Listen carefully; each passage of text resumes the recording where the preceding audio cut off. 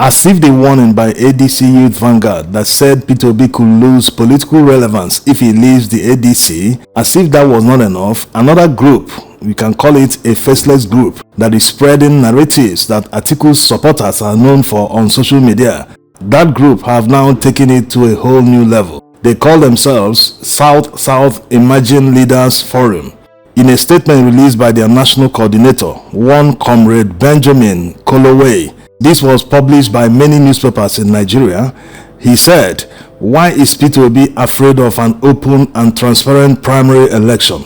We note that Mr. Peter Obi and his obedient movement in recent times have resorted to threatening and blackmailing the leadership of the coalition.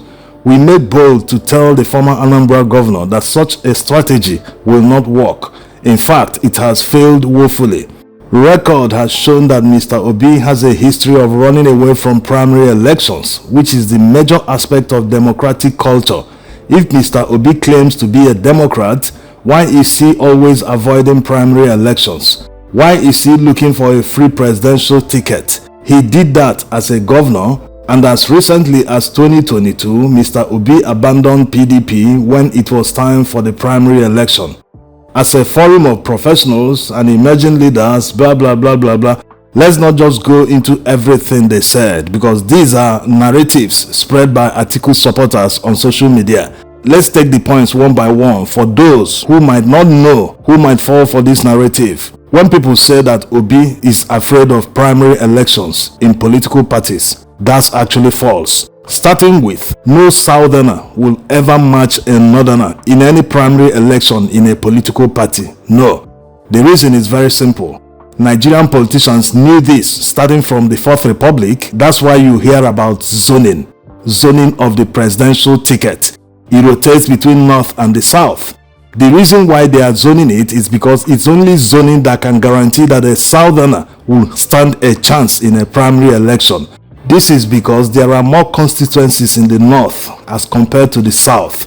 They have more National Assembly members, more senators, more House of Rep members. They have more states. They have many things more than the South. And mostly they vote based on ethnicity and religion. This is a fact. This is not bias in any way, because many people always misuse the word bias. When a journalist says something, they will say, he is biased. But the journalist quoted facts. We'll come back to this in a moment. So in order for a Southerner who is coming to the table with less constituencies to stand a chance in any primary election, there must be zoning so that the Northerners will be eliminated. For example, look at what happened in the PDP presidential primaries in 2022. Aminu Tambuwal, the then governor of Sokoto State, stepped down for Atiku Abubakar. These were two people from the north contesting the presidential primaries against one sole Southerner. That's Wike. Never mind the fact that Wike sees himself as an experienced politician, but he has never played at the national level. In fact, that was the first time he was contesting at the national level. So he learned his lessons. Next time he would move to make sure that it is zoned to a particular region, so that you can stand a chance. If you don't do that, they will always do the same thing and take the presidential ticket from you. Look at what happened in 1999. In the PDP presidential primaries that produced Obasanjo as the flag bearer, he scored 60% of the votes, beating the foremost founder of the party, Alex Ekwueme, who scored 20%. By the way, the ticket was zoned to the south. We'll come back to why Ekwueme lost that election. In 2007, the presidential ticket was zoned to the north. Obasanjo made sure to eliminate all southern contenders, the likes of Peter Odele, Donald Duke, and many others.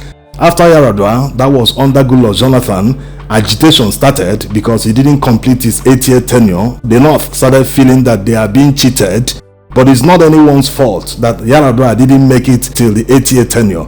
So that agitation led to why Atiku Abubakar left PDP and joined APC. He contested under APC because everyone felt it was the turn of the North. Yes, and if you look at the results from that APC presidential primaries, Northerners stopped the first three. Yes, Buhari that won the primaries, followed by Kwankwaso who came second, and followed by Atiku Abubakar who came third. So you can see that zoning has been going on since Fourth Republic.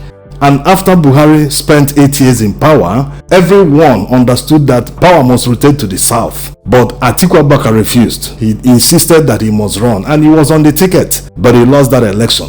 So after Muhammadu Buhari served out his 8-year tenure, power moved back to the south. Yes, that is why Tinubu is there today. Even inside the APC, they recognized and accepted that power should move to the south. But Atiku Abubakar had other opinions. He wanted power to remain in the north, even after Muhammadu Buhari has spent 8 years. Now, going into 2027, he's still insisting that power should come back to the north.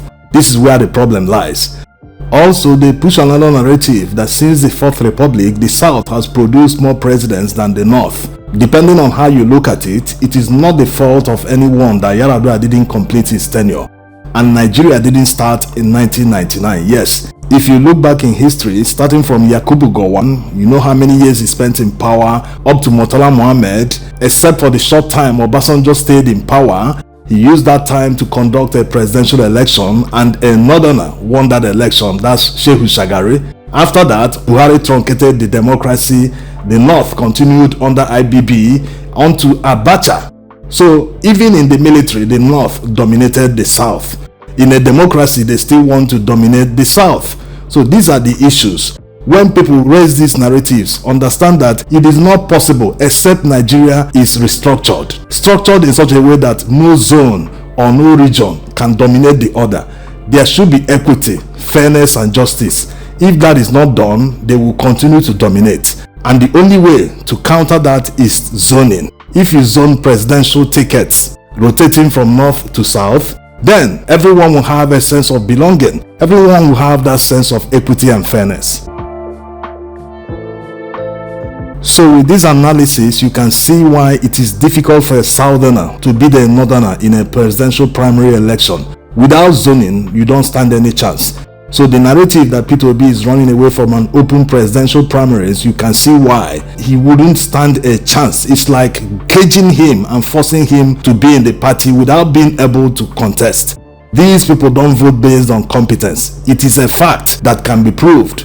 They voted for Muhammadu Buhari. Was he competent? Absolutely not. They also voted for Tinubu to a large extent. They gave him more than 5 million votes. Is he competent? Absolutely not. So it is very clear that they don't vote based on competence. So why do you subject yourself to such a system, especially someone like Peter Obi, who has been criticizing and hammering against transactional politics? Presidential primaries in Nigeria, whether delegates or not, or direct primaries, they are always transactional. Why is he going to participate when the people that are electing the candidates, they only care about what they can make from the system, not about competence? Yes. All the people you see in the South spreading this narrative, they are only working for something they can gain from the system. They are all political jobbers.